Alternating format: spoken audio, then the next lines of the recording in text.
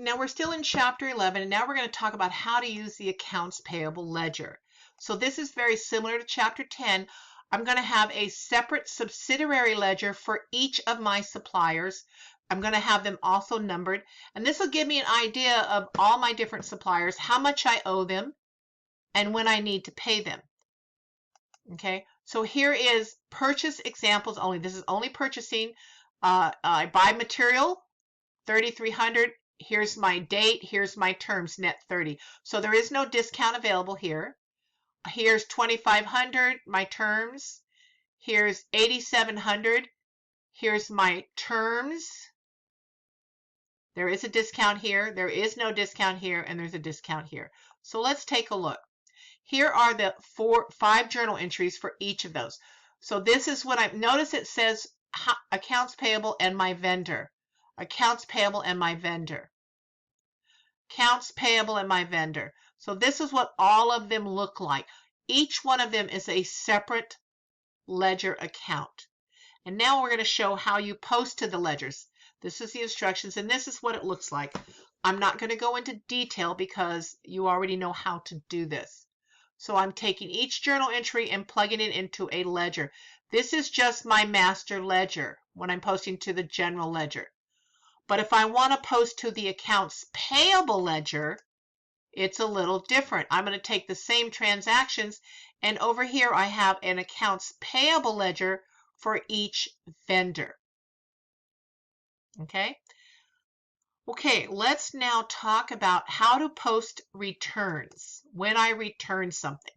So May 4th, I returned $200 of merchandise to this vendor. I bought it on April 23rd, and so I'm going to use my purchase returns account now.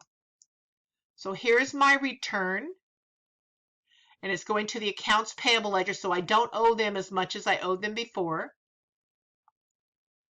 Okay.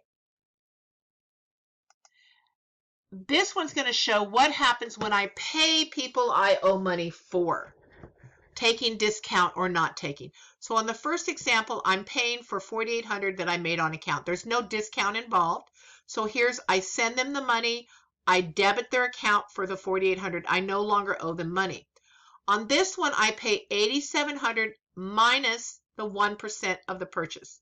So what I'm going to do is take 1% of $8,700, which is $87, and I'm going to send them cash of $86.13, and I'm going to credit it, but I have to credit my purchase discount for the $87 because I have to debit the whole $8,700 off of the ledger account because I don't owe them the $87.